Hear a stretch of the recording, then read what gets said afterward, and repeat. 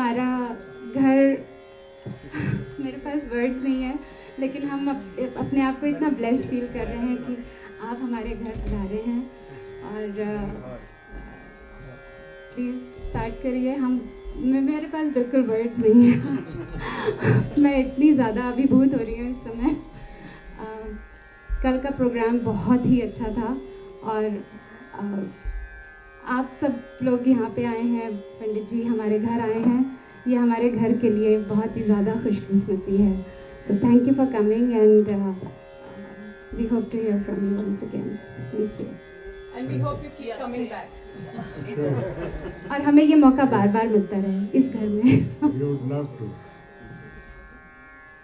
नमस्कार, सुप्रभात, good morning. It is our great pleasure to be here this morning. बहुत ही अच्छा लग रहा है यहाँ आके आप लोगों का जो भाव है संगीत के प्रति, वो देख के हम लोग भी बहुत अभिभूत हैं और भगवान आपको ऐसे ही अच्छा रखे और आपके कार्य में हर समय हर वक्त उन्नति हो, यही हमारी प्रभु से प्रार्थना है।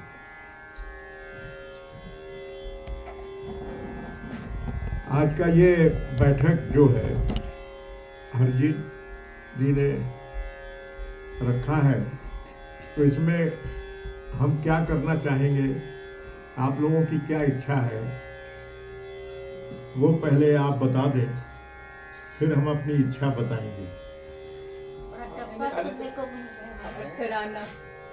तराना सुनने का है, टप्पा सुनने का है, और आपको गाने का नहीं है। उससे पहले मेरी एक रिक्वेस्ट होगी जी, आप वर्ल्ड टूर पे हैं, भैरव से भैरवी तक सभी जानते होंगे शायद उसका मतलब क्या है, पर मैं ये चाहूँगा आपके शब्दों में अगर आप थोड़ा सा ये बताएं, आपने वही टाइटल क्यों सेलेक्ट की, भैरव से भैरवी तक? और मेरा भी रिक्वेस्ट है थोड़ा सा ख्याल तो कल सुना बहुत अच्छा, और पहले तो हम लोग सीखना भी चाहेंगे, साथ में थोड़ा सा अगर आप गवा देंगे तो वो साथ की तरह हम लोग प्रैक्टिस करते रहेंगे। और दूसरा हवेली संगीत की तरह थोड़ा सा सुना देंगे। ध्रुपद धमार की बात नहीं है, मतलब जो नाथ द्वारा के जो भजन हैं वो, और थोड़ा उसके ऊपर प्रकाश डालें, क्योंकि शास्त्रीय जब हम बोलते हैं तो ख्याल तो मुगल कालीन है।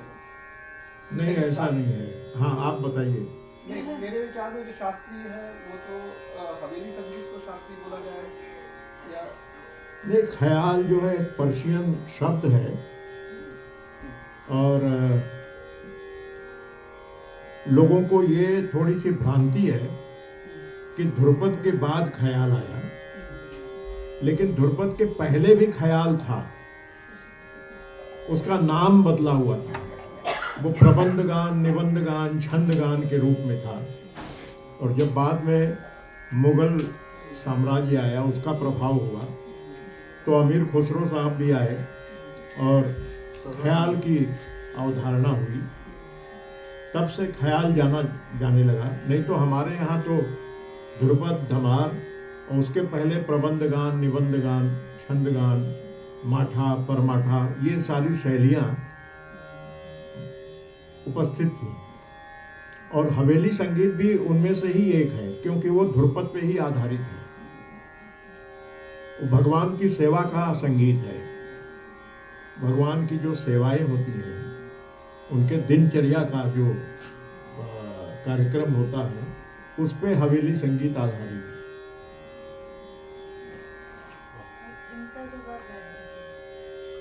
हाँ, सलोनी जी आपका जवाब देंगे। सलोनी जी से मैं, हाँ हाँ माइक ले, सोफे पे नहीं माइक ले,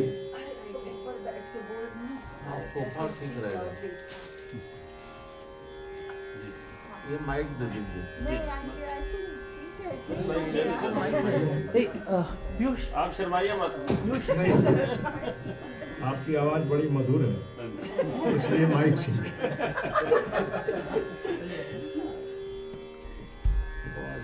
भैरव से भैरवी तक का जो नाम है, उसके बारे में नेक्स्ट बात करेंगे, पहले कंसेप्ट के बारे में बात करें तो बेसिकली इंग्लिश हिंदी दोनों मिक्स चलेगा ना? हाँ, सो बेसिकली 2-3 रीजंस थे ये वर्ल्ड टूर के लिए. वन वाज दैट कि हमारा जो साइंस ऑफ नोट्स है, which is very unique to any musical system around in the world, कि notes ऐसे place किए गए हैं कि which is meant to sing and hear in morning or evening or afternoon.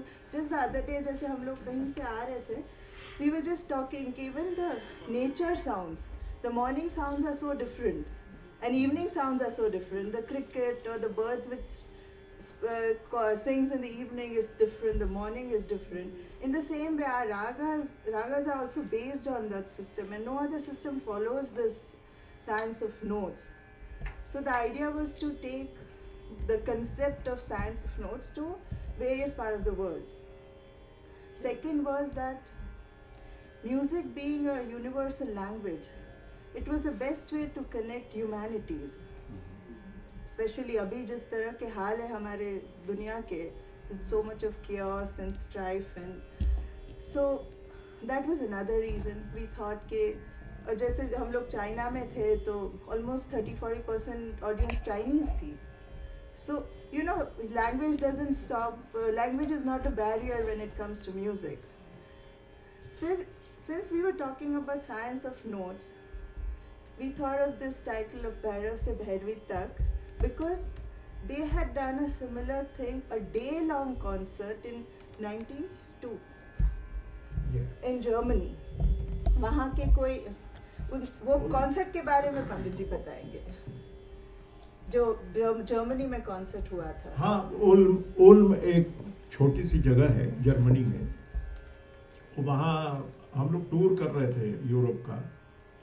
तो वो जो ऑर्गेनाइजर थे उन्होंने कहा कि हमने सुना है कि आपके यहाँ राग का टाइम सर्कल है. तो हमने उनको थोड़ा सा ब्रीफ किया कि मॉर्निंग मेलोडी है, फिर आफ्टरनून है, फिर लेट आफ्टरनून है, फिर अर्ली इवनिंग है, फिर नाइट रागास है, ऐसे करके.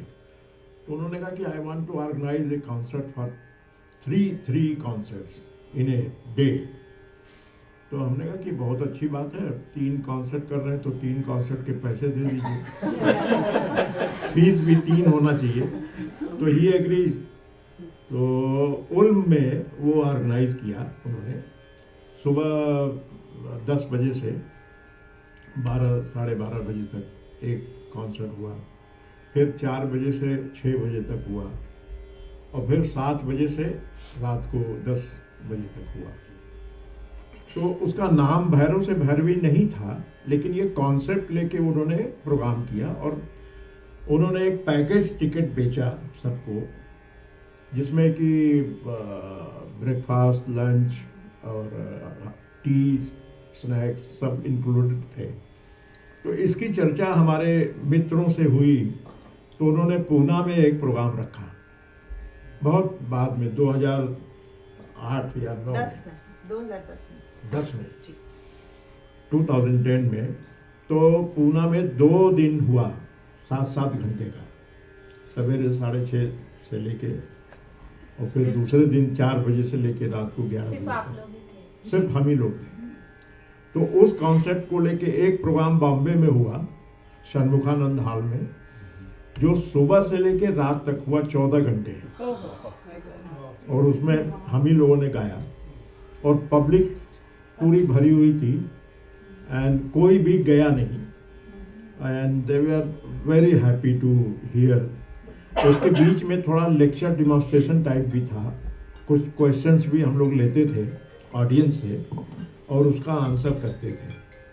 तो सलोनी जी को ऐसा लगा कि भैरव से भैरवी तक एक टाइटल रखा जाए, जिसका वर्ल्ड टूर बनाया जाए, और पूरे विश्व में हमारे भारतीय शास्त्रीय संगीत की स्वर लहरियाँ दिलों को जोड़ने के लिए बांटा जाए, प्रस्तुत किया जाए. और इसमें ये भी ऑप्शन है, जैसे हमने काफ़ी जगह ऑप्शंस दिए थे कि आपको दिन के 3 प्रोग्राम करने हैं, same the whole gamut of ragas.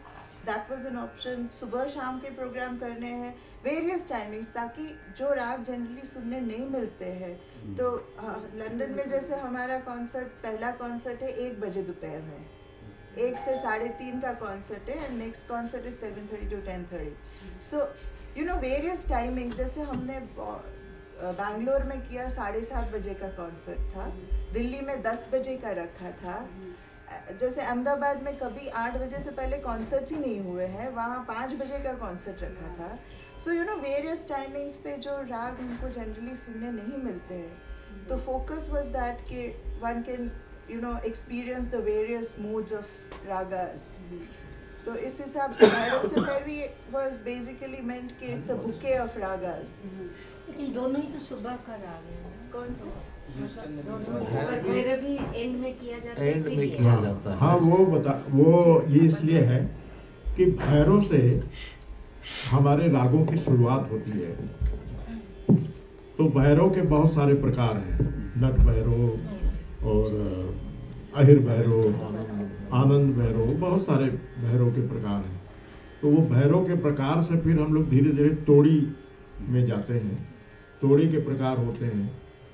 फिर उसके बाद हम लोग सारंग के प्रकार में जाते हैं।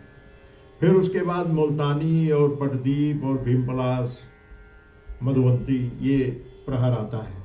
फिर उसके बाद मारवा, श्री, शाम के राग शुरू होते हैं।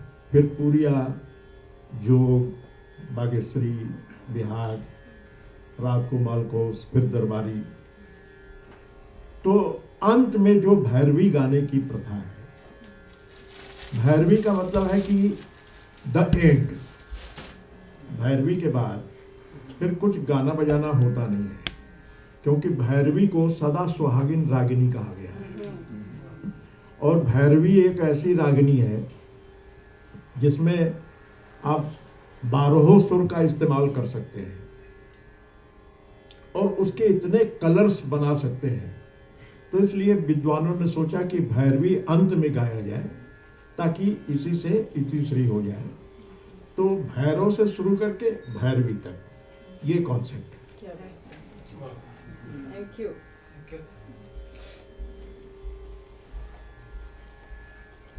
अभी हमारे बीच में श्री विनीत व्यास जी आ गए हैं, स्वागत है उनका।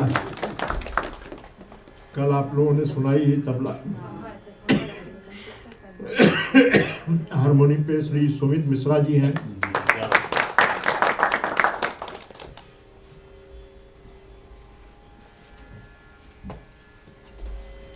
पंडित जी, आप बनारस की कलर्स, इतना कलर्स और दूसरा कहीं देखने को नहीं मिलता। इसका जो ओरिजिनेशन ऑफ द कलर्स है, कहाँ से आया, क्यों आया? Is it because Banaras is one of the ancient cities of India? Yes, yes. Ancient city and geographically ऐसा सिचुएशन बनारस का रहा कि वहाँ पे जितने भी लोग म्यूजिशियन गए वो वहीं बस गए। और सिर्फ बनारस का बात नहीं है, साउथ से जितने लोग गए वहाँ रह गए, नॉर्थ से, ईस्ट से, वेस्ट से जो लोग गए तो वहाँ ही रह गए। और बनारस चूँकि इतना पुराना शहर है, the oldest living city on the earth, तो वो जो मल्टी कल्चरल डायमेंशंस वहाँ हुए, उसके वजह से बनारस के संगीत में जो ध्रुपद धमार की जो गंभीरता है, जो मीण गमक है, वहाँ से लेके कजरी चैती तक का जो नजाकत है, ठुमरी है, वो पूरा एक ब्लेंड हो गया, जिसमें ध्रुपद का भी अंग आपको सुनने को मिलेगा और ठुमरी की नजाकत भी मिलेगी। और बनारस एकमात्र एक ऐसा घराना हुआ जिसमें गायन, वादन, नृत्य, ये तीनों चीज का घराना है। और किसी घराने में गायन, वादन, नृत्य की परंपरा नहीं रही है। किराना अगर है तो वो सिर्फ गायन की परंपरा है, आगरा है तो गायन की परंपरा है, लेकिन बनारस में तबला, सारंगी, सितार सब की परंपरा है, वादन का। नृत्य का भी परंपरा है। जानकी सहाय जी हुए और उनके बड़े शिष्य हुए, उनके भाई थे कालका बिंदा दीन जी, जिनके घर से पंडित बिरजू महाराज जी, लखनऊ घराना निकला। तो बनारस में नृत्य का भी घराना रहा, गायन का भी रहा और वादन का भी रहा। ये एक यूनिक कॉम्बिनेशन। बनारस से लखनऊ घराने में आते हैं। हाँ, नहीं, एक्चुअली वो बनारस से ही जुड़े हुए थे वो लोग। बनारस के पास में एक हंडिया गांव था, तो 2 भाई का परिवार था। तो एक भाई लखनऊ की तरफ चले गए नवाब के दरबार में, और एक भाई थोड़े पारंपरिक हिंदू रीति रिवाज के लोग थे, तो वो काशी की तरफ प्रस्थान कर गए।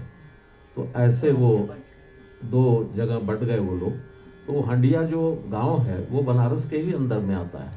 हाँ, डिस्ट्रिक्ट बनारस में ही आता बनारस था किसी जगह। नवाब के पास गए मतलब ये बहुत बाद की बात है, जब नहीं, ये जब करीब मुगल आ 300 साल पुरानी बात है। आसफउद्दौला जो नवाब थे, उनके यहाँ वो गए ईश्वरी प्रसाद जी, और फिर उनके पुत्र हुए ये अपने कालका बिंदा दीन जी। तो नवाब वाजिद अली शाह के दरबार में ये बिंदा दीन महाराज जी उनके वो गुरु थे, और नवाब मतलब बाकायदे गंडाबंद शागिर्द हुए थे और डांस करते थे वो। और ब्रिज को लेके मतलब खास करके मथुरा वृंदावन को लेके उनके अंदर में बहुत बड़ा प्रेम और सम्मान था। तो अक्सर वो रास वहाँ पे अपने यहाँ रास का कार्यक्रम करते थे, शौकीन थे। तो बहुत ही म्यूजिकल पर्सन थे। उन्होंने बहुत सारी बंदिशें लिखी हुई हैं जिनको निर्गुण में, जैसे बाबुल मोरा नैहर छूटो जाए, जो बड़ा फेमस है, ये वाजिद अली शाह का लिखा हुआ है। लेकिन वो मतलब हिंदू सॉन्ग भी मतलब नहीं, संगीत में हिंदू मुस्लिम कुछ नहीं है। संगीत में अल्लाह ही है, इबादत है। नहीं, लेकिन प्रभाव जो देखा जाता है ज़्यादा, जैसे आपने मीर खुसरो का नाम दिया, और जो शब्द भी जो देखे जाते हैं, जैसे बीच में सूर तुलसी मीरा भी हुए, तो सूर तुलसी मीरा के पद कितने गाते हैं लोग?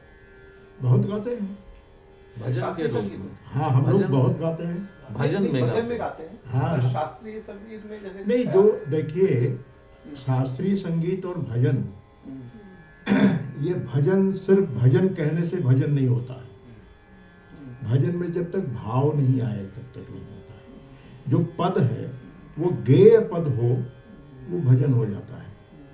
और शास्त्रीय संगीत का जो ख्याल है वो उसका मीटर अलग है। अब जैसे साधो रचना राम बनाई, अब इस मीटर में गा रहे हैं। अगर इसको हम ख्याल भी बनाना चाहें, बना सकते हैं। साधो रचना राम बनाई। हाँ, तो हुआ नहीं है। ये होना चाहिए, लेकिन हुआ नहीं है। होना चाहिए का बात नहीं है। क्या क्या होना चाहिए और क्या नहीं होना चाहिए, we are not here to decide. It has been decided by our ancestors. जो ऋषि मुनियों ने बैठ के कंदराओं में सुरों को खोजा है, जो स्वर की गहराई को खोजा है, वो उन्होंने राग की रचना की। भैरव, मालकोस, दरबारी, बिहार, बिहागड़ा, ये आज के रचना नहीं है। और इसमें इतनी सच्चाई है, इतना जीवंत है कि अभी तक आपको भैरव का नाम सुनने को मिल रहा है। इन शब्दों की वजह से शब्द जो है जी, तो शब्द जो भातखंडे जी ने, जो विश्व दिगंबर पुलिस्कर जी ने जो कोर्ट वगैरह में जो होते थे वो इकट्ठे किए जी। लेकिन जो सूर कवि तुलसी के जो शब्द हैं वो क्यों नहीं इकट्ठे हुए? इकट्ठे तो है ही हैं, ग्रंथ में वो संयोजित हैं। संगीत में नहीं, वो भी संगीत तो- का वो बात भी तो राग नहीं। बन गए। देखिए, पहले ध्रुवपद गाया जाता था, ध्रुवपद में तो वो जो था संस्कृत के श्लोक भी गाए जाते थे, और उसको हवेली संगीत में उसको संरक्षित कर दिया, और वो सिर्फ मंदिरों में ही गाया गया हवेली संगीत। हवेली संगीत क्यों नहीं बहुत ज़्यादा प्रचलित हुआ? इसका जवाब आपसे मैं मांग रहा हूँ। नहीं, मुझे नहीं मालूम, होना चाहिए। हाँ, तो हवेली संगीत देखिए एक दायरा होता है कि उसका पवित्र वातावरण होता है, हर चीज हर जगह गाने योग्य नहीं होता है, तो वो मर्यादित ढंग से उस चीज को रखते हुए उन्होंने वहीं दायरे में रखा। मंदिरों में अभी भी वृंदावन में भी गायन वादन होता है और अपने श्रीनाथ द्वारा में भी होता है, अपने तिरुपति में भी होता है। तो हर जगह का एक मर्यादित एक मर्यादा रखते हुए वैसे गानों का चयन हुआ ताकि वो वहाँ गाया बजाया जाए। मुगल का पीरियड बहुत लंबा था, जिसकी वजह से मुगल का असर बहुत हुआ, उनको रिझाने के लिए बंदिशें बनाई गई और वो बहुत प्रचलित हो गई। और जब बड़े बुजुर्ग जो अच्छा गा के गए हुए हैं और वो अच्छा लगता है तो हम भी गाते हैं। तो उस तरीके से तालीम की परंपरा, इसमें कोई ऐसा वो नहीं है कि उसको क्यों नहीं करवाया गया, क्यों नहीं गीता पढ़ाया गया सबको, ये कोई बात नहीं है। ये सिर्फ तो जैसे मंदिरों का सिटी है, बनारस में मंदिरों का बहुत प्रोग्राम होता है और हर जगह होता है, हर मंदिर में। बनारस में कम से कम आप जाएंगे तो 35-36 हजार मंदिर आपको मिलेगा, एक मंदिर नहीं। लेकिन हर मंदिरों पे श्रृंगार होता है और हर मंदिरों पे लोग आते हैं और इन बंदिशों को सुनते हैं। और हमारे यहाँ जो बंदिशें बनी हैं वो भक्ति रस की भी बहुत सारी बंदिशें हैं। मतलब सवाल ये है कि आप क्या गा रहे हैं और आपका भाव क्या है। आप उसको श्रृंगार में भी देख सकते हैं, लास्य में भी देख सकते हैं और भक्ति में भी देख सकते हैं। उदाहरण आपको देता हूं, जरा छेड़ना भैया।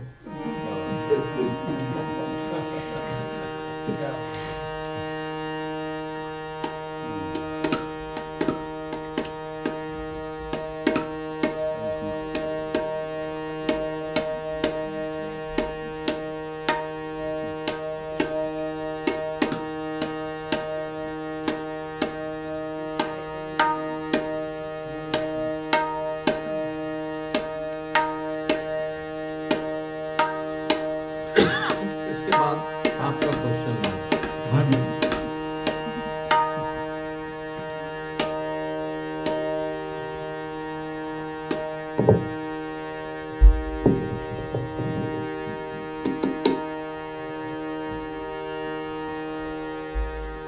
मां शारदे जगत जननी, मां शारदे जगत जननी, मां शारदे जगत जननी, मां शारदे जगत जननी, मां सुरन के कृपा मोख, सुरन के कृपा मोख कर दे वरदे, मां शारदे जगत जननी, मां शारदे जगत जननी।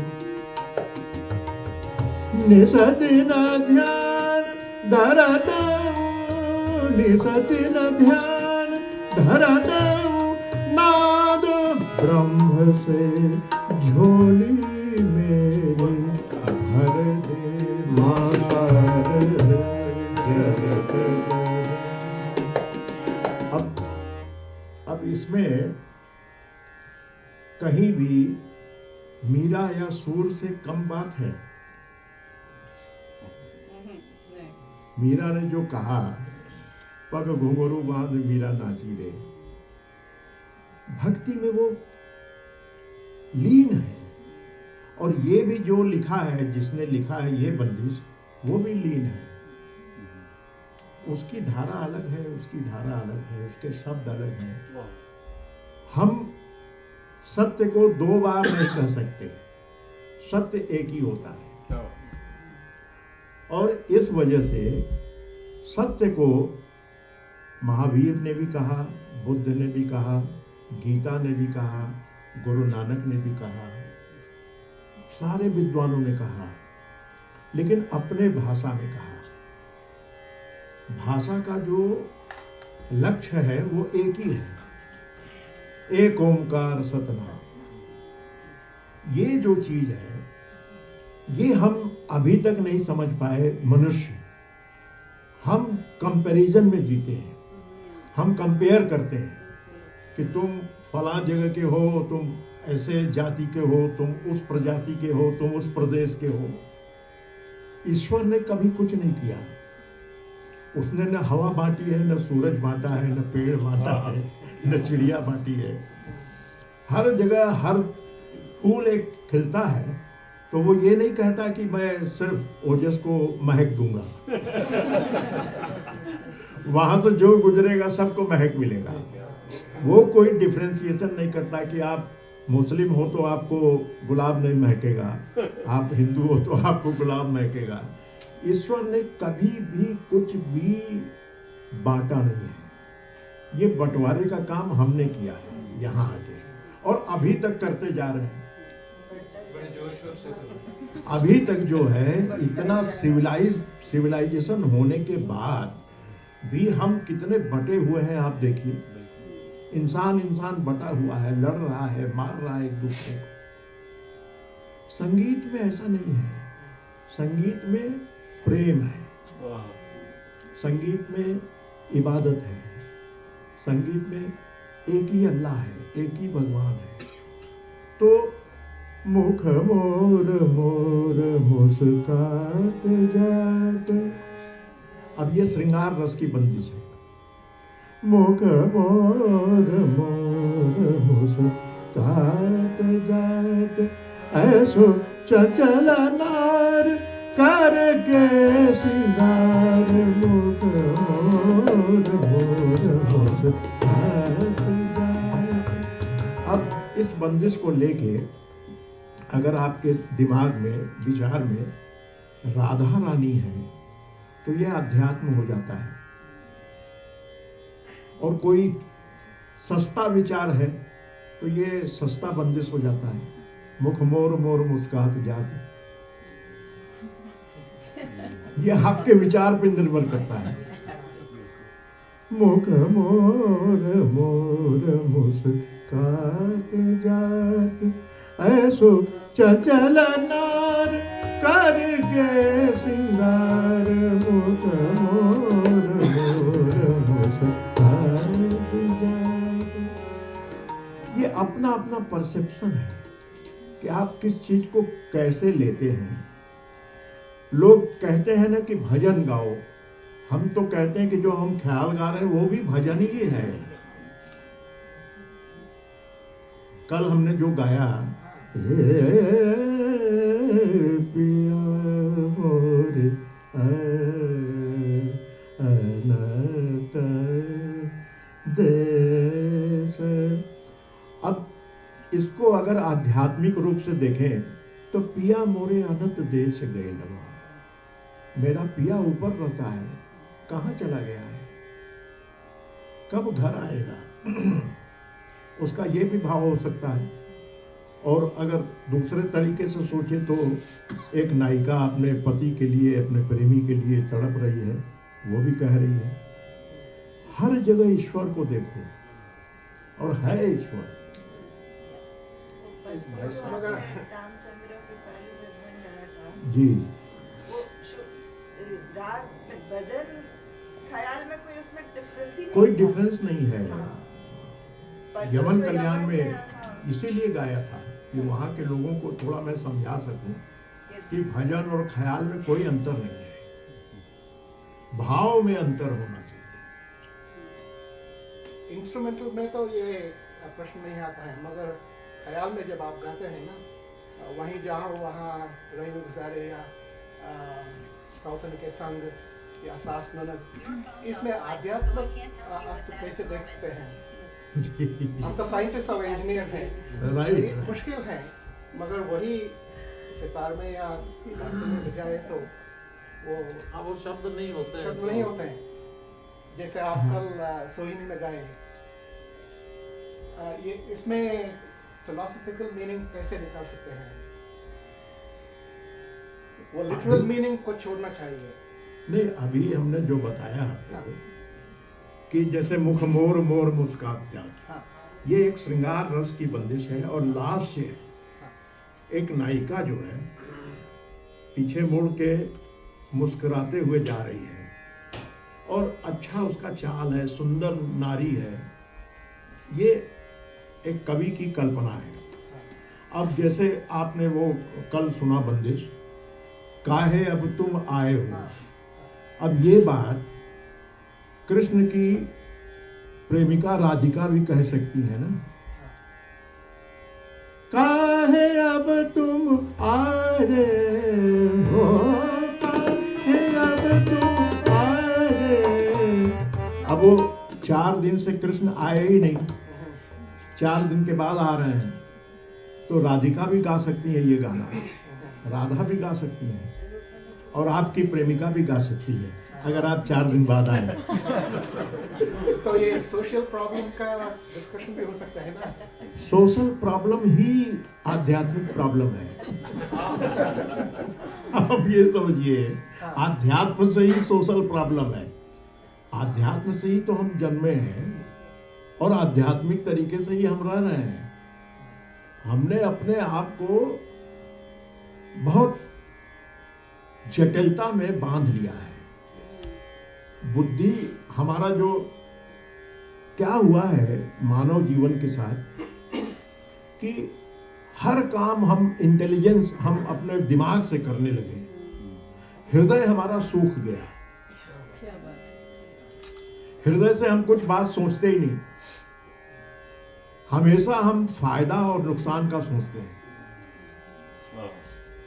ये जो मानव जीवन में पृथ्वी पे उतर गया बात कि जो हमारे लिए फायदेमंद है वही ठीक है और जो हमारे लिए नुकसानदेह है वो ठीक नहीं है। हर चीज को सोचना दिमाग से। अरे इसीलिए कहा जाता है कि संगीत में दिमाग को छोड़ दो, हृदय से सुनो। हृदय से सुनोगे तो तुम्हारे हृदय में उतरेगा। और सुनना और श्रवण करना में बड़ा फर्क है। सुनना तो हम सुनते रहते हैं, अभी बहुत सारा साउंड हो रहा है, मैं भी बोल रहा हूँ, आप भी बोल रहे हैं, वो भी बोल रहे हैं, ये एक सुनने की बात है। लेकिन श्रवण करना जो है वो नीचे उतरने वाली बात है कि श्रवण कर रहे हैं।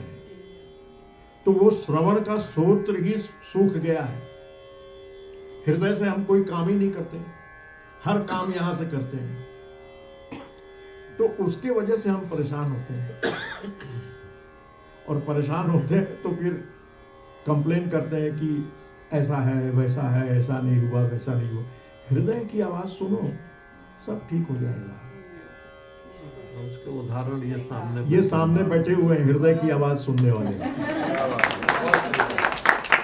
वाकई देखिए, ऐसे इस जगत में ऐसा भी एक प्राणी है, डेडिकेशन, लगन, सब बाबा जी कर देंगे। अब बाबा जी कर देंगे तो बाबा जी कर रहे हैं, विश्वास, हृदय के साथ जी रहे हैं। थोड़ी सी एक बात उनकी मैं कंटिन्यू करना चाहूँगा कि जहाँ इंस्ट्रूमेंटल और वोकल का जो कोई अगर किसी चीज़ को शब्द दे देता है तो वो उसको चेंज करने की कोशिश नहीं कर रहा है। अगर राग शिवरंजनी में जितना दुख, जितना करुणा, जितना वैराग्य जितना है, अगर वो इंस्ट्रूमेंट पे बजे और वोकल में भी हो, अगर सुर सही लगे और अगर आप आंख मूंद करके उसको सुनो तो भाव आपका अपने आप ही निकलेगा। उसमें आपको फिलोसॉफिकल होने की ज़रूरत नहीं पड़ेगी। और वही जो श्रवण करने का, जो लिसनिंग एंड हियरिंग के अंदर जो फ़र्क है, वो उस चीज़ को मिटा देगा। आप अपने भाव खुद निकालोगे, आपको शब्दों की ज़रूरत नहीं पड़ेगी। एकदम ठीक बात है। He has given your answer. Thank you. हाँ जी, आप भी बताइए। हाँ जी, हाँ जी।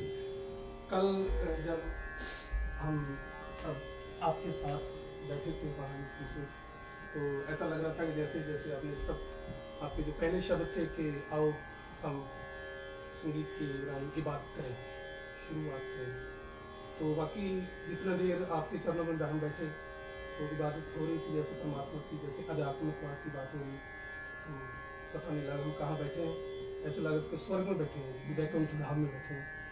तो मेरा ये अंदर से क्वेश्चन निकल रहा है कि उसी समय ही हम इससे कनेक्ट थे कि जब हम वो प्रोग्राम खत्म हुआ तो थोड़ा सा कनेक्टिविटी टूट गई। क्या ऐसा भी हो सकता है कि 24 घंटे हर पल कोई संगीत वाला आदमी है, संगीत जैसे आप हम आपके जैसे तो नहीं हो सकते, तो हर समय संगीत के राही इससे कनेक्टिविटी बनी रही, कैसे ये बहुत अच्छा ख्याल रखते हैं बहुत मजा आया था। देखिए, आनंद हमें कब आता है, कभी आपने सोचा, आप लोगों में से किसी ने ये सोचा कि आनंद हमें कब आता है? कभी सोचा आपने? जब आप वो करेंगे जो आपके दिल को अच्छा लगता है। नहीं, जब मोह माया छोड़ देते हो विदाउट एनी सेल्फिशनेस। जब आपका ईगो गिर जाता है तब आप आनंद में ही रहते हो। तो जैसे हम प्रकृति में जाते हैं, घूमने जाते हैं, पहाड़ों पे जाते हैं, तो वहां हमें अच्छा क्या लगता है? वहां हमें अच्छा इसलिए लगता है कि वहां मेरा अहंकार गिर जाता है। इतना वास्ट प्रकृति देख के अपनी औकात ऐसी हो जाती है। इतना बड़ा संसार, इतना बड़ा पहाड़, इतने बड़े पानी के स्रोत, वो देखते ही अपने को लगता है कि मैं तो कुछ भी नहीं हूं। और जैसे ही ये लगना शुरू हुआ कि मैं कुछ नहीं हूं, वैसे ही आनंद आना शुरू हुआ। तो आप जब कल आनंद ले रहे थे, वो इसलिए ले रहे थे कि आपके हृदय में अपना अहंकार तिरोहित हो रहा था, आपके विचार तिरोहित हो रहे थे, आप विचार शून्य होने के स्थिति में थे। तब आपको वो सुर लहरियों का आनंद मिल रहा था। उसमें ऑडियंस में बहुत सारे ऐसे भी लोग होंगे जिन्होंने पहले बहुत सीख रखा है या बहुत जानकारी है उनको आप जैसा आनंद नहीं मिला होगा, क्योंकि वो हर समय इस फिराक में थे कि ये मारवा में जरा सा गंधार ज्यादा लगे, जरा सा निशान ज्यादा लगे, वो इसकी खोज कर रहे हैं। हाँ, नहीं मतलब पहले से सीखे हुए हैं, पहले से जानकारी है। तो बायस्ड मेंटेलिटी जो है, प्रेजुडिस माइंड जो है, वो आपके अहंकार को गिरने नहीं देता। आप अगर विनम्र हो के कोई भी संगीत सुने, हमारा ही संगीत नहीं, आप वेस्टर्न क्लासिकल भी सुनिए और ये दिमाग को अलग रख के सिर्फ आंख बंद करके सुनिए, तो आपको वैसा ही आनंद मिलेगा। संगीत संगीत है हर जगह। उसमें हम जब बीच में आ जाते हैं दीवार बन के, तो वो आनंद देने नहीं देता है, लेने नहीं देता है। जब हम अपनी दीवार गिरा देते हैं तो बस आनंद आना शुरू होता है, और वो आपको आया। बहुत बहुत आप भाग्यशाली हैं, बहुत। God bless you. जैसे आपने वो अभी पहले जो आप बोल रहे थे, आशीर्वाद दे रहे थे कि संगीत की कोई जाति नहीं होती, जैसे मुस्लिम है, हिंदू है, कोई भी है और संगीत ही होता है।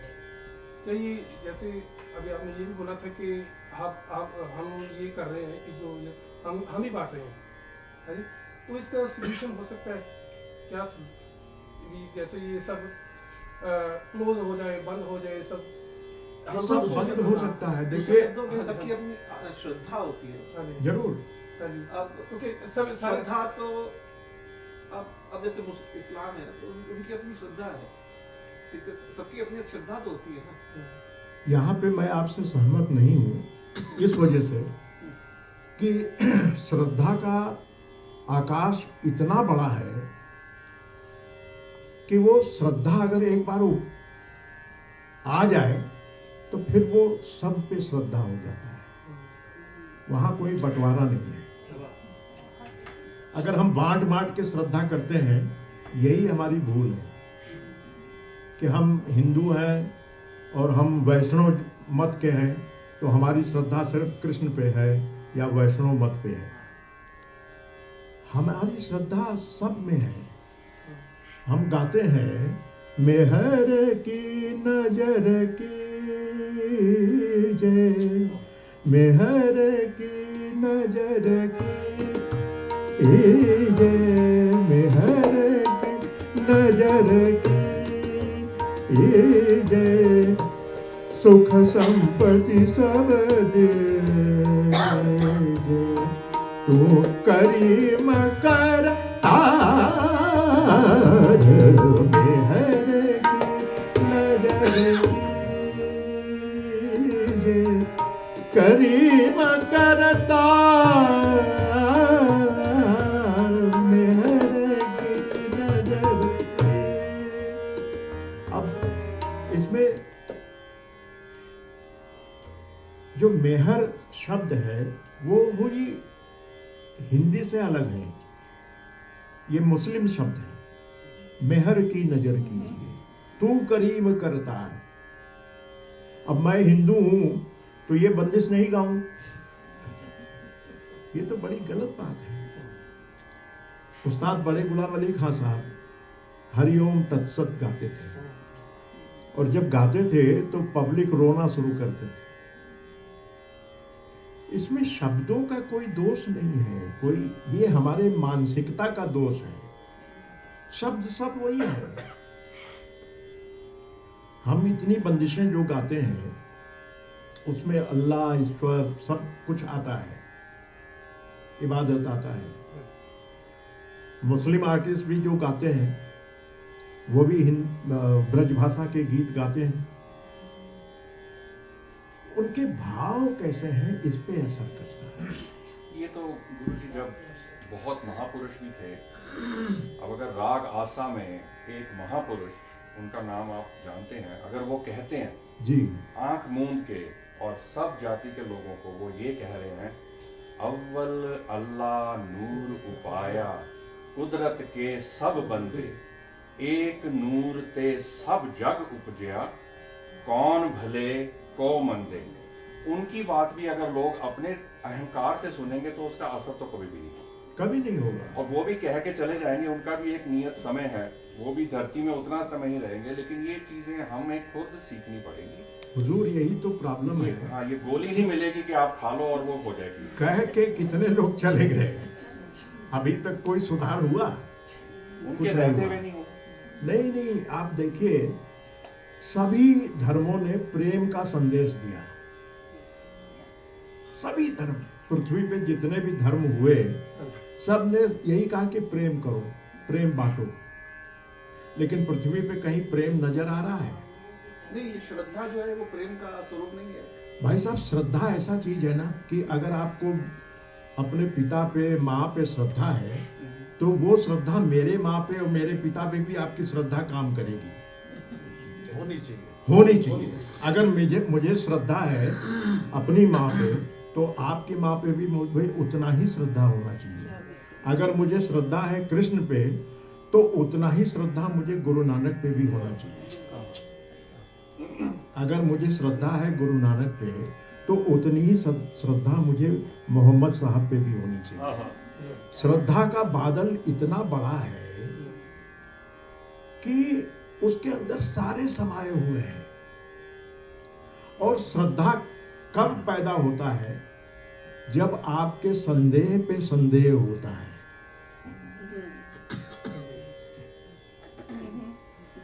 आप जो संदेह करते हो उसके ऊपर जब संदेह आता है तब श्रद्धा का फूल खिलता है। आप समझ रहे हो बात? जो आपको संदेह है, हमें संदेह है कि अगला आदमी हमारा गला काट लेगा या हमको ठग लेगा या हमारा पैसा ले लेगा। हर आदमी संदेह में जिंदा है कि नहीं? हर आदमी संदेह में ही है। और इसी वजह से कैलकुलेशन चलता रहता है, मैथमेटिक्स चलती रहती है। मैथमेटिक्स जो है वो मैन मेड है, लेकिन प्रेम मैन मेड नहीं है। मैथमेटिक्स में 2 दूनी 4 होता है। प्रेम में 2 दूनी 5 भी हो सकता है, क्योंकि वो यहाँ से बात हो रही है। तो जब जो हमारा संदेह है उस पे जिस दिन हमें संदेह होगा उस दिन श्रद्धा का फूल खिलेगा और वो फूल फिर कमल की तरह बढ़ता जाएगा और उस सारे पूरा जीवन, पूरा एनर्जी, पूरी कॉस्मिक व्यवस्था जो है वो श्रद्धावान हम हो जाएंगे, उसके प्रति फूल के प्रति हो जाएंगे, पत्ती के प्रति हो जाएंगे, जीवन के प्रति हो जाएंगे, जानवरों के प्रति हो जाएंगे, अपने गुरुजनों के प्रति हो जाएंगे, माता पिता के प्रति, भाई के प्रति, पूरा श्रद्धा का फैलाव शुरू हो जाएगा। फिर उसमें कोई संदेह नहीं है। लेकिन जो आपका संदेह है उस पर एक बार संदेह होना चाहिए, तब जो फूल खिलेगा, वरना नहीं खिलेगा। जी जी मेरा नाम जमाल है सर, मैं लाहौर पाकिस्तान से मेरा ताल्लुक है। सबसे पहले तो मैं ये गुजारिश करना चाहूँगा कि कल बहुत ही लुत्फ आया, इतना ज़्यादा लुत्फ एक मुद्दत से कभी नहीं आया। तो हमारे लिए बड़ी इज़्ज़त अफजाई है कि आप हमारे शहर में तशरीफ़ लाए यहाँ और हमें आपको लाइव सुनने का, एक लेजेंडरी परफॉर्मेंस देखने का मौका मिला। दूसरी बात मैं ये अर्ज़ करना चाहूँगा कि पाकिस्तान में भी आपके बहुत चाहने वाले हैं जी, और कल ही उनसे बहुत सारे लोगों से बात की हुई। वो जो लाइव आजकल सोशल मीडिया का ज़माना है तो काफ़ी सहूलत हो जाती है। और कल जहाँ जितने लोग बैठे थे आपको सुनने के लिए, उसमें बहुत सारे लोग इस तरफ से भी थे जी।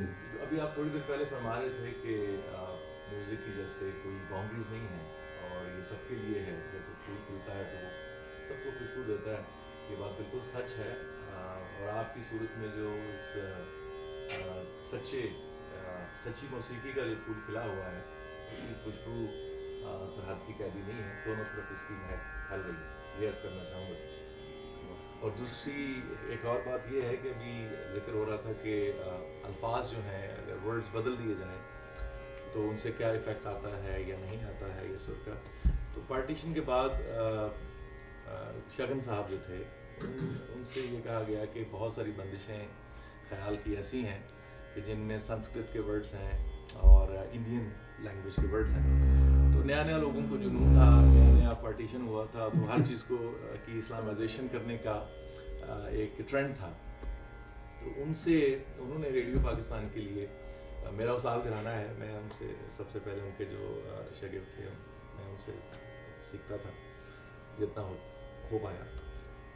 तो उन्होंने उन ख्याल को, जो बंदिशें थी उनको, उनके अल्फाज दोबारा से लिखे, दोबारा से कहे और अपने तय उन्होंने उसकी इस्लामाइजेशन करने की कोशिश की, लेकिन उससे असल में फ़र्क पड़ा नहीं।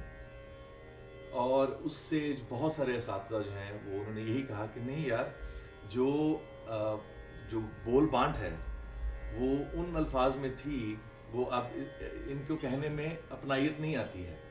तो दोबारा से वही बंदिशें जो मुख्तलिफ स्कूल्स और अकेडमीज़ थी उनमें वही ओरिजिनल जो वर्जन्स थे उन्हीं को ही प्रेफर किया गया। तो मकसद कहने का ये है कि अल्फाज कोई भी हों, जो भी आपने फरमाया वो बिल्कुल सच और बड़ी हकीकत बात है कि बाट तिलक सब चुनरी रंगदारी अगर हो, या उसको आप कोई दूसरे अल्फाज दे दें कि पगडंडी पे चली गोरी, कोई फ़र्क पड़ेगा नहीं।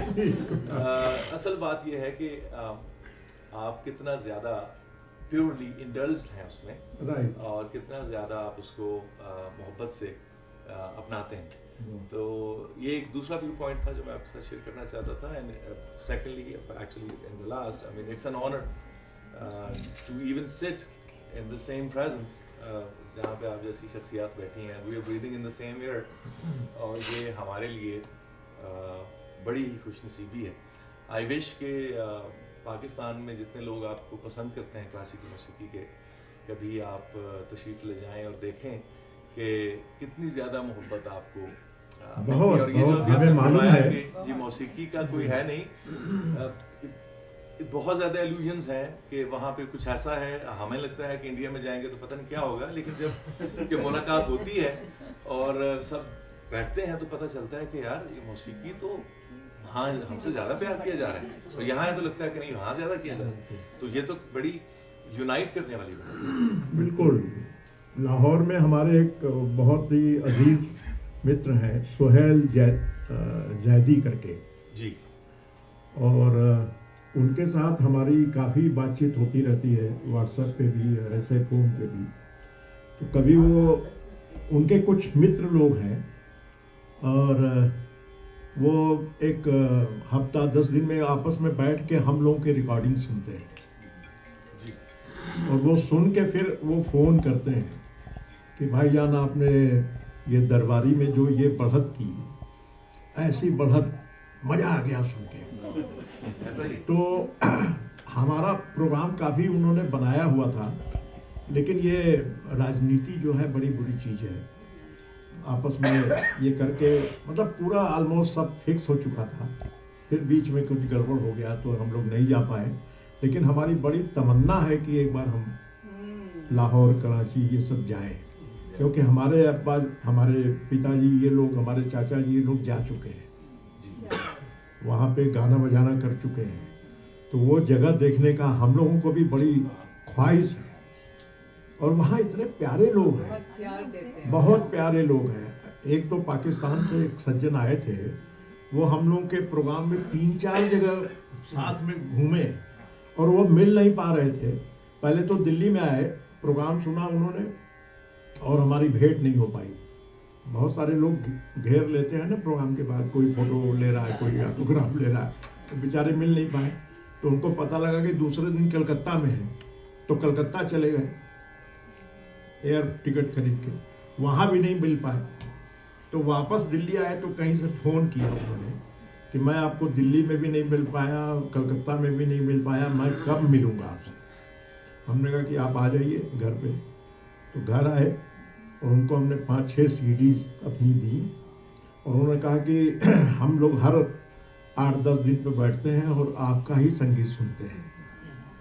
तो ये प्यार है, और उस प्यार को खोजने के लिए हम लोगों की बड़ी तमन्ना है कि एक बार हम लोग जाएं वहाँ। और बड़ी खुशी होगी। उसकी वजह यह है कि ये अब तो बहुत रिच है क्लासिकी मौसीकी में, और बहुत काम हो भी रहा है, और काम करने पे कोई पाबंदी भी नहीं है, और सुनने वालों की कमी भी नहीं है। लेकिन पाकिस्तान में बदकिस्मती से कह लीजिए कि क्लासिकी मौसीकी पे बहुत ही कम काम हो रहा है, और इतनी ज़्यादा लोगों में अवेयरनेस भी नहीं है, गवर्नमेंट की तरफ से सरपरस्ती भी नहीं है, और अपनी अपनी जगहों पे जैसे उस्ताद सलामत हुसैन की फैमिली है, या पटियाला घराना है, या शाम चुरासी है, ये लोग अपनी अपनी जगह पे काम कर रहे हैं। वो अगली वाली नस्ल तो अल्लाह को प्यारी होगी, उनके जो बेटे हैं वो करते हैं, लेकिन बहुत कम है जी, और वैक्यूम बहुत ज़्यादा है। तो लोग तो इंतज़ार में हाथों हाथ लेते हैं, अगर कोई आप जैसी शख्सियत आए तो क्या ही बात हो जाए। जरूर ये बंधन टूटेगा, एक बार सबको ख्याल आएगा कि हम इंसान हैं। भैरव से भैरवी तक वाले वर्ल्ड टूर में सोचा भी था, और अभी भी सोच रहे हैं। आप किसी को बोलिए, हम करें। जी जरूर कोशिश करेंगे। वाह जी, ओके जी। हम तो खुशकिस्मत हैं कि यहाँ इस मुल्क में होने की वजह से आप जैसे अच्छे आर्टिस्टों के साथ मुलाकात हो जाती है। पाकिस्तान में होते तो वही स्क्रीन पे देख के तो तरस रहे होते। बहुत अच्छा लगा जमाल भाई आपसे बात। इसके बाद जमाल जी हम बात करते हैं जी वसीम अब्बास से म्यूजिक वेव से लाहौर से जी साइंस जरूर जी को लेके आए थे नॉर्थ अमेरिका में जी, उनसे हम कांटेक्ट करते हैं और इनका प्रोग्राम बनवाते हैं। क्या बात हो जाए, वाह, क्या बात हो जाए, बहुत ही अच्छा। अच्छा, एक सवाल था कि वो ठुमरी का मतलब क्या हर वक्त वो राधा कृष्ण जी के वही उस ठुमरी में के वही सिर्फ वही विषय होता है कि दूसरा भी कुछ हो सकता है? नहीं, भक्ति रस भी है ठुमरी में, सिर्फ श्रृंगार रस नहीं है। सिर्फ राधा कृष्ण जी ही उनका विषय है कि दूसरा कुछ भी हो सकता है? राधा कृष्ण के संबंध को आध्यात्म की दृष्टि से देखें तो ऐसा संबंध ही नहीं है। लेकिन उसमें दूसरा कुछ नहीं है, मतलब राम जी या दूसरा कुछ ऐसा नहीं? हाँ, सब है। ठुमरी राम, हनुमान और रावण सब आ जाते हैं। बहुत लोग आते हैं ठुमरी में, बहुत सारे प्रकार के कैरेक्टर हैं। भाव से आते हैं, वो भाव ये से कैरेक्टर आते हैं। जितने नाम आपने बताए हैं, राधा कृष्ण तो मुख्य कैरेक्टर हैं। उसके अलावा जैसे फिल्म में विलन भी होता है, पॉलिटिशियंस भी होता है, तो ऐसे जैसे आपने नाम लिया कि राम, हनुमान जी, शिव जी, ये लोग भी आते हैं भाव में। अब वो आपको देखने के लिए उसके लिए एक अंदर का चश्मा खोलना पड़ेगा। नहीं, फिर आप कह रहे हैं कि क्लासिकल सिंगर को कव्वाली से लेकर गजल से लेकर सब कुछ गाना चाहिए? नहीं, गाना सब कुछ गाना चाहिए का मतलब कि गा तो नहीं सकता, गाना तो सब चाहिए। आप अकेले कव्वाली भी गा लें, गजल भी गा लें, ख्याल भी गा लें, ध्रुपद भी गा लें, कजरी भी गा लें, चैती भी, दैट इज नॉट पॉसिबल। गाना चाहिए का मतलब यह है कि उसको सुनना चाहिए। हम लोग कव्वाली बहुत सुने हैं, अभी भी सुनते हैं। हम लोग गज़ल बहुत सुने हैं, अभी भी सुनते हैं। हम लोग फिल्मी गाना बहुत सुनते हैं, अभी भी सुनते हैं। हम संगीत सुनते हैं। संगीत के नाम पे जो शोर परोसा जा रहा है वो नहीं सुनते।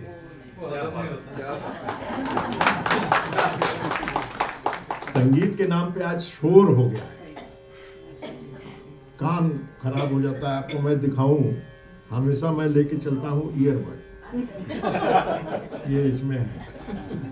कहीं भी लाउड म्यूजिक होता है तो धीरे से लगा लेता हूँ। अच्छा, तो ख्याल कष्ट होता है। अगर ख्याल की बात करें तो ख्याल में भी बहुत से लोग होते हैं खाली कलाकारी पे ही जोड़ देते हैं। ठीक बात है, ठीक कह रहे हैं आप, बिल्कुल मैं आपसे सहमत हूँ। भजन के या इबादत के सेंस में कितने लोग गाते हैं?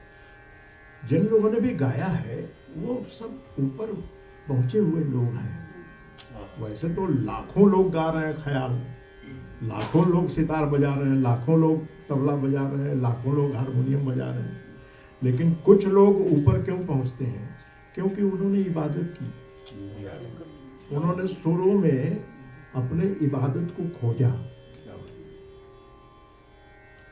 अब तबले में नाम ले लीजिए, पंडित किशन महाराज जी, पंडित शामता प्रसाद जी, उस्ताद अल्लाह रखा खां साहब, उस्ताद अहमद जान थरकुआ खां साहब, ये जितने लोग थे, इन लोगों ने तबले में भी इबादत किया है और इस वजह से वो दिलों पे राज किया उन्होंने। सितार में उस्ताद विलायत खां साहब, पंडित रविशंकर जी, इन लोगों ने सितार में भी इबादत की। उस्ताद अमीर खां साहब, उस्ताद बड़े गुलाम अली खां साहब, पंडित भीमसेन जोशी जी, पंडित ओंकार नाथ ठाकुर जी, पंडित विनायक राव पटवर्धन जी, सभी लोगों ने प्रार्थना ही किया अपने संगीत में, और जिन लोगों ने भी प्रार्थना किया वो उस स्तर पे पहुंच गए और अभी तक कायम है। लता मंगेशकर ने प्रार्थना नहीं किया। लता मंगेशकर की धुन हम लोगों के पिताजी जब सिखाते थे बचपन में, और हम लोग प्रैक्टिस जब करते थे, 50 बार 100 बार करना है। अरे रे रे रे, रुको रुको यार, अपने संगीत को ऐसा बनाओ। देखो लता को देखो, 3 मिनट में यहाँ खींच लेती है हृदय, और तुम घंटा भर हा हा कर रहे हो, 1 मिनट भी हृदय को छू नहीं रहे हो। ऐसा कौन सा संगीत है? तो ये बचपन से हम लोगों को उन्होंने समझाया कि संगीत को कर्णप्रिय बनाओ, हृदय स्पर्शी बनाओ, सुर को खोजो। बचपन में हम लोग का मन तो लगता नहीं था गाने, इतना एक चीज को लेके 100 बार गाना है, एक पलटा को 100 बार रियाज करना है, 200 बार करना है। भाग जाते थे, खेलने लगते थे, तो बोलते थे कि अभी नहीं मन लग रहा है। जब सुर की चोट लगेगी तब आओगे इस रास्ते पे। तो अब जब सुर की चोट लग रही है तो अब ऐसा लग रहा है कि उम्र तो बीत गया, अभी तो शुरू हुआ है उम्र सीखने का। ये उम्र है सीखने का, जब सुर की थोड़ी समझ शुरू हुई है। तो अब बीत रहा है, चल रहा है, भगवान गवा रहे हैं, कर रहे हैं, हो रहा है, सब वही कर रहा है, प्रभु कर रहा है।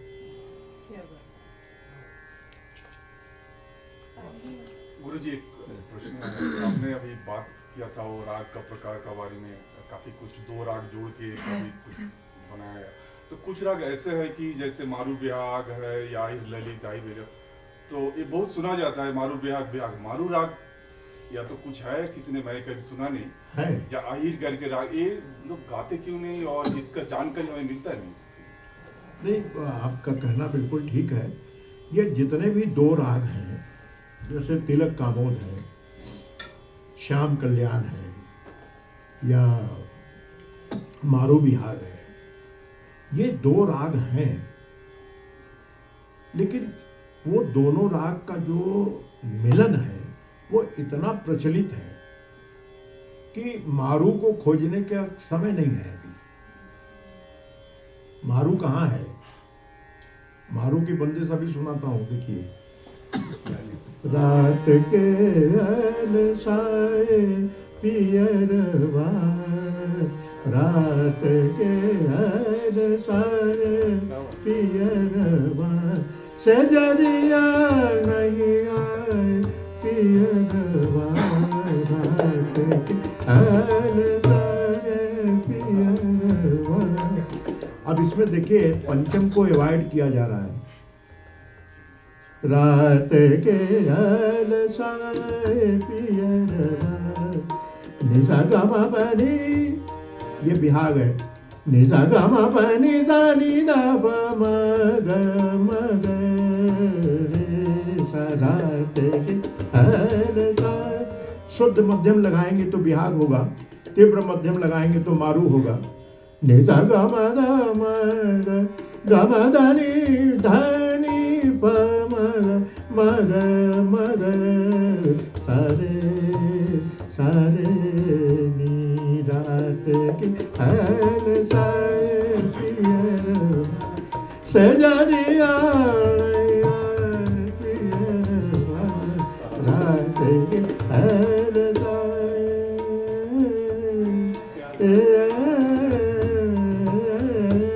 ये मारू है।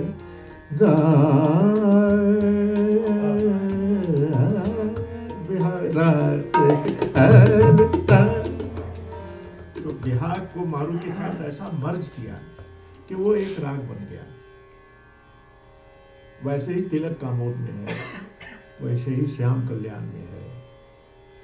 जो दो रागों का नाम है वो एग्जिस्ट करते हैं, ऐसा नहीं है कि एग्जिस्टेंस नहीं है उनका।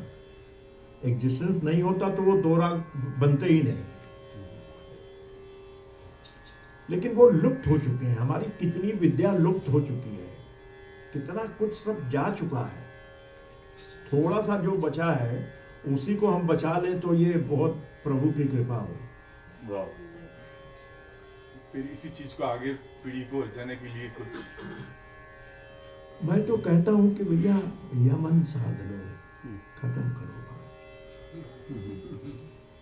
एक साधे सब सधे और सब साधे सब जाए। यमन का गंधार सद गया तो जितने शुद्ध गंधार वाले राग हैं सब सद गए। भोपाली जो है इतना बड़ा राग है, 5 सुर का राग है, इतना विशाल है, इतना बड़ा है कि पहले बचपन में हम लोग खूब धड़ल्ले से गाते थे भोपाली, लेकिन जब शुद्ध कल्याण सीखा, जब देशकार सीखा तो भोपाली से डर लगने लगा। वो डर इसलिए लगने लगा कि शुद्ध कल्याण कहीं नहीं मिक्स हो जाए इसके साथ, कहीं देशकार की छाया नहीं आ जाए इसके साथ। तो जैसे जैसे आपका ज्ञान बढ़ता है वैसे वैसे आप बहुत नाजुक होते जाते हैं। उस समय में आपके टूटने का बहुत भय रहता है। जैसे जैसे आप ऊपर पहुंचते हैं वैसे वैसे गिरने का भय ज्यादा हो जाता है। आप यहाँ से गिरोगे कोई चोट नहीं लगेगा, आप ऊपर से गिरोगे तो माथा सर फट जाएगा। तो ऊपर जाने का सबसे बड़ा खतरा है गिरने का, कि गिरे तो गए।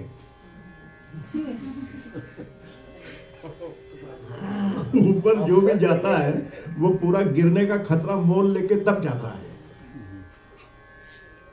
और जब वो खतरा मोल ले लेता है दिल में तो गिरता नहीं है, जाता ही रहता है। और हम तो रिस्क ले नहीं सकते, तो हम रिस्क लेके नहीं जाते, थोड़ा 4 सीढ़ी जाके फिर उतर जाते हैं नीचे।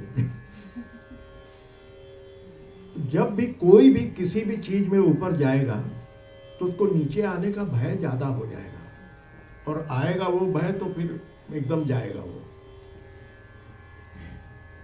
तो साहस जो चीज है वही धार्मिक चीज है। धार्मिक लोग करेजियस होते हैं। जितने भी धार्मिक लोग हुए हैं आप देखिए, वो पूरे समाज से अलग व्यवस्था है।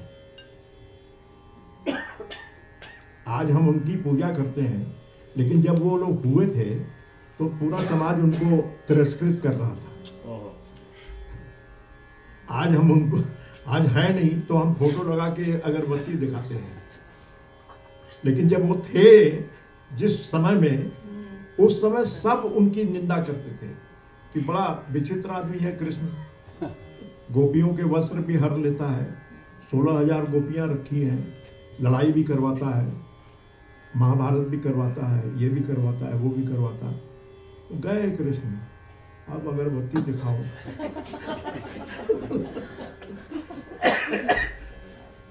अगर उस समय कृष्ण की बात समझ ली जाती तो आज पृथ्वी स्वर्ग होता। गुरु नानक की बात समझ ली जाती तो आज प्रेम का संसार लहर बहता है। बुद्ध को समझ लिया गया होता, महावीर को समझ लिया गया होता, क्राइस्ट को समझ लिया गया होता है, तो आज दुनिया का ऐसा रूप नहीं होता। एक दूसरे से प्रेम में बंधे हुए होते लोग, लेकिन नहीं समझने दिया। आप देखिए ना, जितने भी सेक्ट हैं, जितने भी धार्मिक व्यवस्था है, उसमें वो जो शीर्ष पुरुष है उसी को समझ नहीं रहे लोग। ये बड़ी एक अजीब सी कहानी है।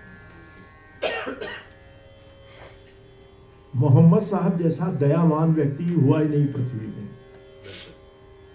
अब उन्होंने धर्म के रक्षा के लिए तलवार उठा लिया, तो जितने तलवार वाले लोग थे सब देखे कि अरे ये तो बड़ा अच्छा धर्म है, तलवार लेके धर्म हो सकता है, आ जाओ जुड़ जाओ। मोहम्मद साहब के हृदय को कोई नहीं देखा कि वो दया कितनी है अंदर से उनके अंदर, कि उस धर्म के रक्षा के लिए उन्होंने तलवार उठाया। अब यहां लोग तलवार उठा के मार डाल रहे हैं। कृष्ण ने चक्र उठा लिया, उठा लो भैया, मंदिर बना दो, ये कर दो, वो कर दो। अरे प्रेम कितना बोया उसने, प्रेम का संदेश कितना दिया है, इस पे आपका नजर नहीं है। आपको सुदर्शन चक्र दिख रहा है कि जरा सा गलत बोले कि चक्र फेंक के गर्दन काट दो। और वो सुदर्शन चक्र धर्म की रक्षा के लिए है। वो कोई विशेष मानव धर्म, हाँ, विशेष धर्म के लिए नहीं है कि हिंदू धर्म के लिए चक्र उठा है, वो पूरे पृथ्वी के धर्म के लिए चक्र उठा है। गुरु गोविंद सिंह का जो तलवार उठा है वो पूरे पृथ्वी के धर्म के रक्षा के लिए तलवार उठा है। और धर्म को भी हमने उसमें डिवाइड कर दिया है कि एक ही है धर्म। एक्चुअली धर्म जो, हाँ, न्याय पूर्णता जो, या जो मानव धर्म आप कह रहे हैं वो चीज़ है। धर्म ये नहीं कि रिलीजन्स अलग अलग हैं, spirituality and upliftment of human beings. धर्म के बारे में गुरु साहब ने लिखा जी, तजो सब भरम भजो अटाल भरम कौन नानक अटल एतर, तजो सब भरम भजो पार ब्रह्म कौन नानक अटल एतर। हाँ, ये परिभाषा उन्होंने ये लिखी जो आप बोल रहे थे, ये बिल्कुल सेम वही है। ये तो हमें अपना सब दुकान चलाना है, तो इसलिए हमने अपने आप को बांट रखा है कि भैया तुम भी अपना दुकान उधर चलाओ, मैं भी इधर चलाता हूँ, और तुम भी अपना उधर देखो, मस्ती से अपना भंडारा करो। पंडित जी, ये सब मानव का जो है व्यवस्था जो गड़बड़ है। हाँ जी भाई साहब। नहीं, आपको ख्याल में आपको इंस्टीट्यूशन माना जाता है, लेकिन टप्पा में भी आपको गढ़ माना जाता है, लेकिन टप्पा कल सुनने को नहीं हुआ। आज थोड़ा हाँ चलिए, देखिए बहन जी का भी फरमाइश था, थोड़ा थोड़ा सुना देता है।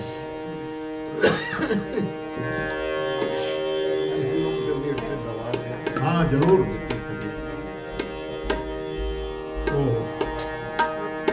इन लोगों का तो सुर बदलना पड़ेगा सबका। चलो एक सुना देते हैं, फिर उसके बाद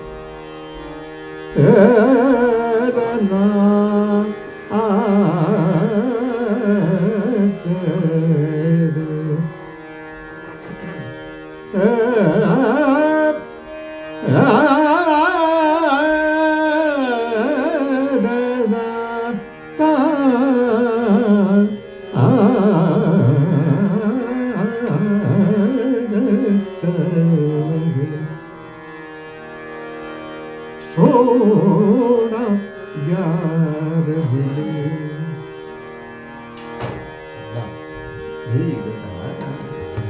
अब ये जो सिंधी पंजाबी लैंग्वेज है जिसमें सोना यार मिले, और सोना यार जो है वो भी यार हो सकता है और दूसरा भी कोई यार हो सकता है। सोना यार मिले, सोना यार मिले, सोना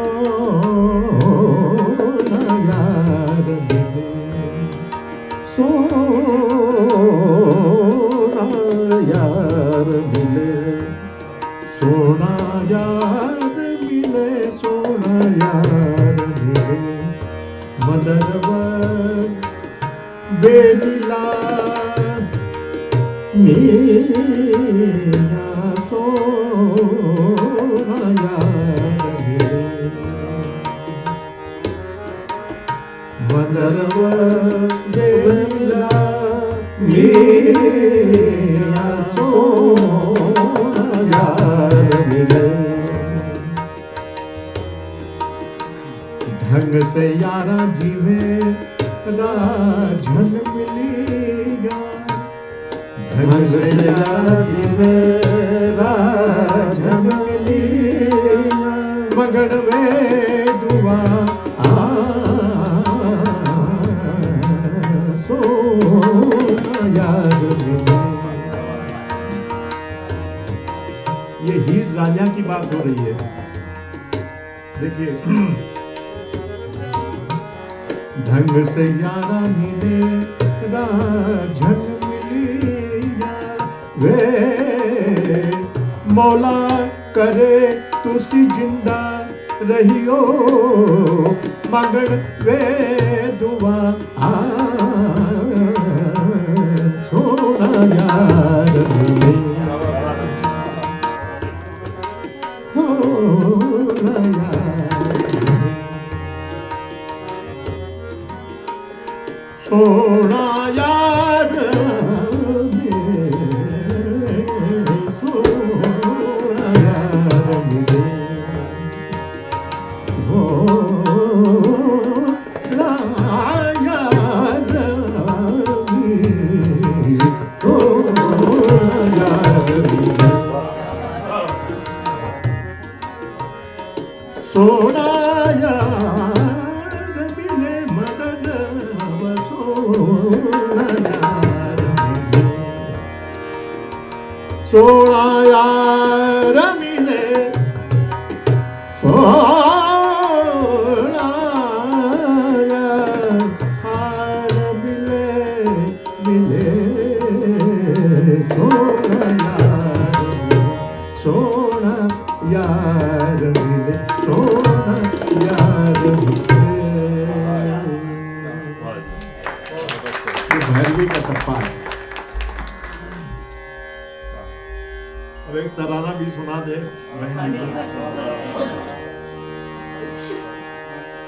कौन है?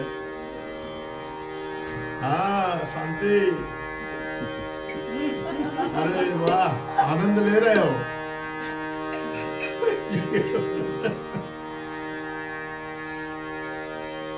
खुश रहो, खुश रहो।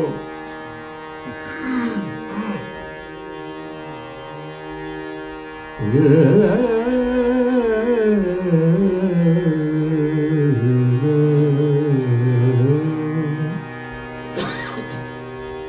दर दर दीम ताना ताना तेरे ना ताना ना तेरे ना दर दर दीम ताना ताना तेरे ना ताना ना तेरे ना दर दर दीम ताना ताना तेरे ना ना दर दर दीम ताना ताना तेरे ना ताना तेरे ना अलली अलली अलली यारी अलली अलली अलली यार। तो ये जो अलली अलली अलली आली, ये ईश्वर का नाम है, इबादत है। देखिए इसमें तराने में शब्द नहीं है, फिर भी भाव कैसा रखा है बुजुर्गों ने। अगर उसको आध्यात्मिक पृष्ठभूमि में देखें तो इसका पूरा भाव, पूरा शब्द नजर आएगा। ना दर दर दीम ताना ना ताना तेरे ना ताना ना ना तेरे ना ना दर दर दीम ताना ना ताना तेरे ना ताना ना ना तेरे ना अलली अलली अलली यार अलली अलली अलली यार। तुम ताना ना तुम ताना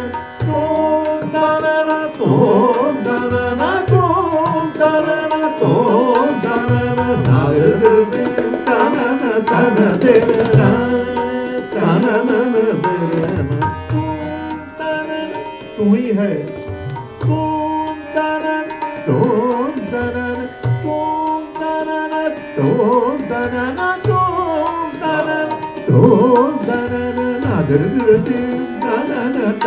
तेरे ना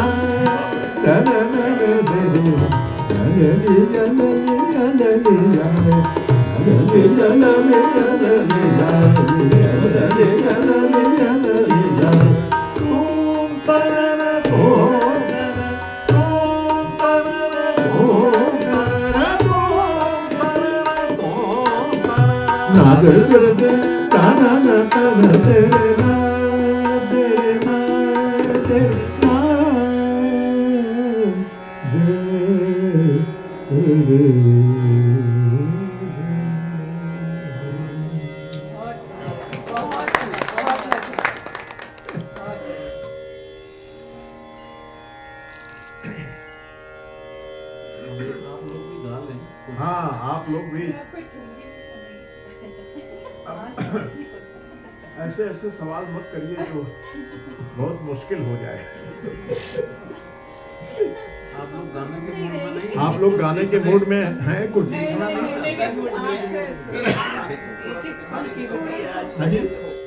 सिखा भी दीजिए। प्रोग्राम दृष्टि से अगर ये होता तब तो फिर उस हिसाब से हम लोग भी राग यमन को ही साथ में तो हो जाएगा। यमन कल्याण। अच्छा जी।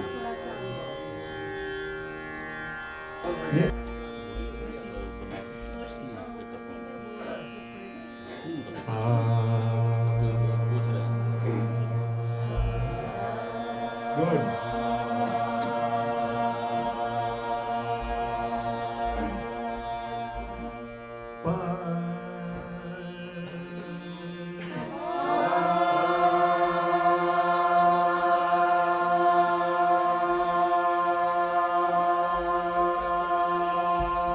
Good.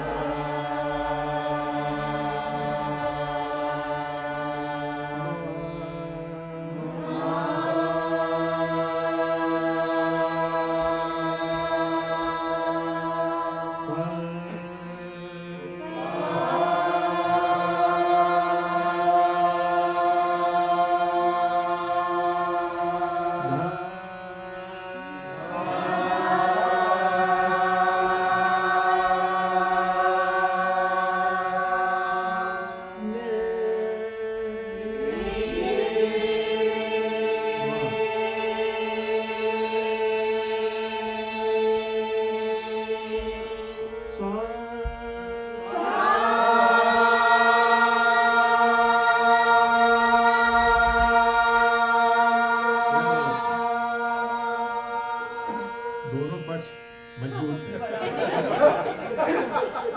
इधर से भी आ रहा है, इधर से भी आवाज जबरदस्त। ये पूरिया धनाश्री राग है और पूरिया धनाश्री में हमारे गुरुजी पंडित बड़े रामदास जी की रचना है, वो मैं आप लोगों को सिखाता हूँ। पहले इसका आरोह अवरोह 2-3 बार गा लें। नी रे ग म ध नि सा, सा नी रे ग म ध नि सा, सा नि ध प म ग रे सा, सा नि ध प म ग रे सा। Again.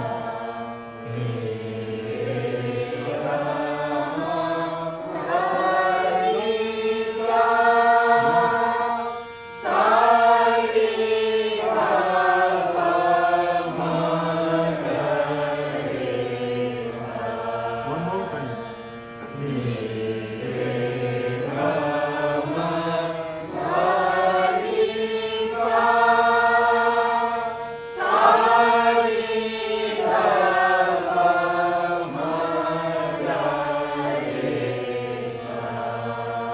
Very nice.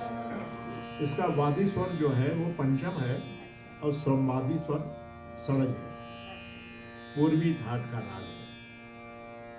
सुमिरन करो मन राम नाम को, सुमिरन करो मन राम नाम को, सुमिरन करो मन राम नाम को, सुमिरन करो मन राम नाम को, सुमिरन करो मन राम नाम को, सुमिरन करो मन राम नाम को, सुमिरन करो मन राम नाम को, नाम को,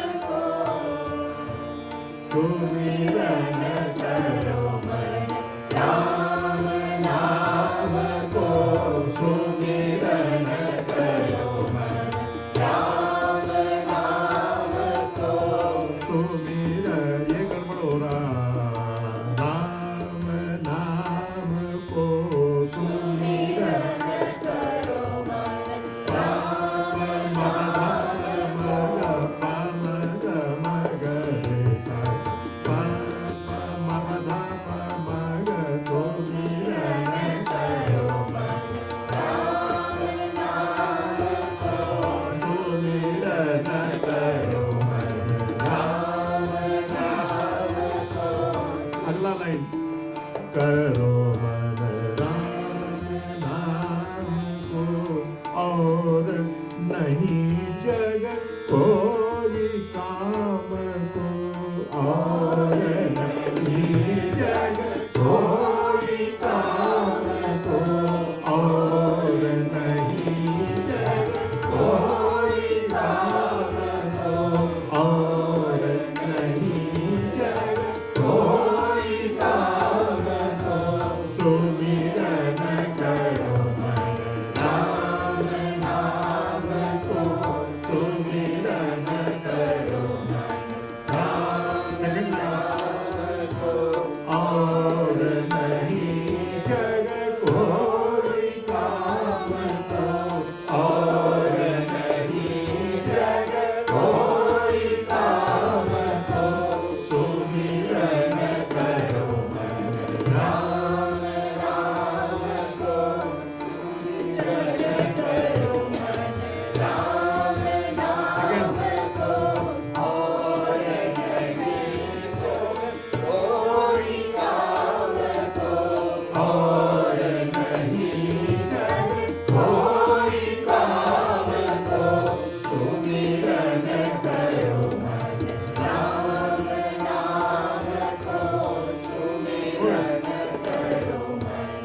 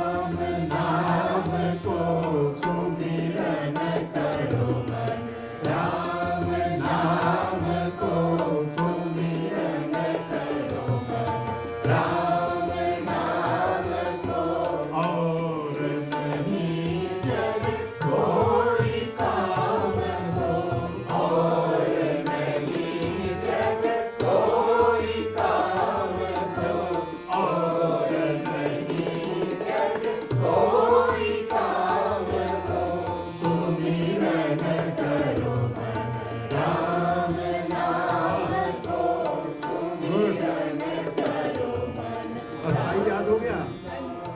हाँ, अस्थाई। ओके, अंतरा की तरफ चले। जो चाहत मन इच्छा पूजत, जो चाहत मन इच्छा पूजत, जो चाहत मन इच्छा पूजत, जो चाहत मन इच्छा पूजत, जो चाहत मन इच्छा पूजत, जो चाहत मन इच्छा पूजत, जो चाहत मन इच्छा पूजत, जो चाहत मन इच्छा पूजत। रामदास भज राधे श्याम को, रामदास भज राधे श्याम को, रामदास भज राधे श्याम को, रामदास भज राधे श्याम को। सुमिरन करो मन राम नाम को, सुमिरन करो मन राम नाम को। जो चाहत मन इच्छा पूजत, जो चाहत मन इच्छा पूजत, जो चाहत मन इच्छा पूजत। रामदास भज राधे श्याम को, रामदास भज राधे श्याम को, रामदास भज राधे श्याम को। सुमिरन करो मन राम नाम को, सुमिरन करो मन राम नाम को। याद हो गया? लिख लीजिएगा, आपने रिकॉर्ड में किया है। अंतरा ठीक है? कोई कंफ्यूजन? जो चाहत मन इच्छा पूजत, जो चाहत मन इच्छा पूजत, जो चाहत मन इच्छा पूजत।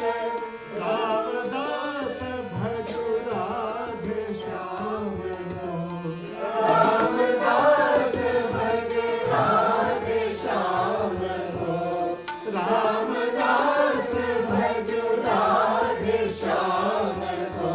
सुमिरन करो मन राम नाम को, सुमिरन करो मन राम नाम को। और नहीं जग कोई काम को, और नहीं जग कोई काम को। सुमिरन करो मन राम नाम को, सुमिरन करो मन राम नाम को। सुमिरन करो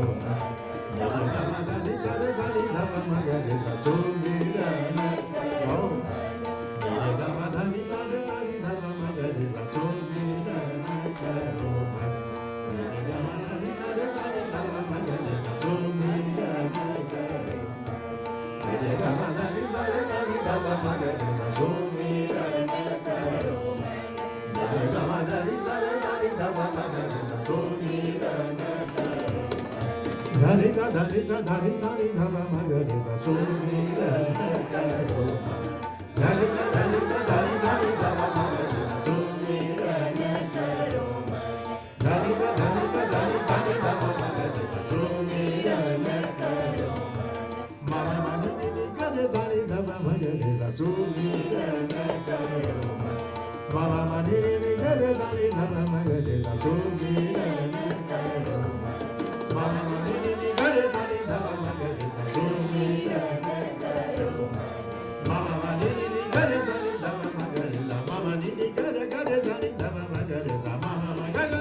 धनि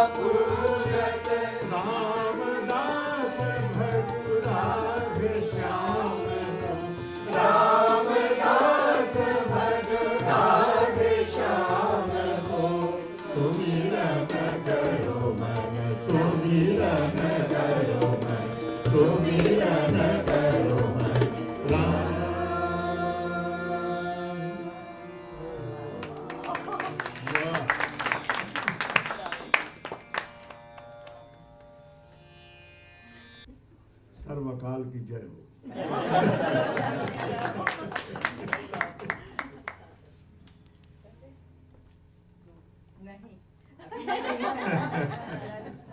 शुरुआत हुई है। नहीं हम लोगों को तो लंच टाइम हो रहा है। लंच भी करना है आप लोग हाँ, को। 2 बज गया ना। हम्म, ये खाना पीना खिलाने मैं बनाती नहीं हूँ, जिम्मेवारी मेरी है। So,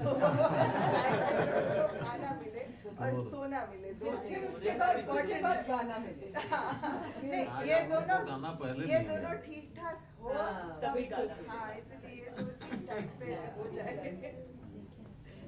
ये बड़ी पक्की है। होना ही पड़ेगा, हाँ, इतना बड़ा बिल्कुल, टीम का जिम्मेदारी लेके चल रही यस है। Yes yes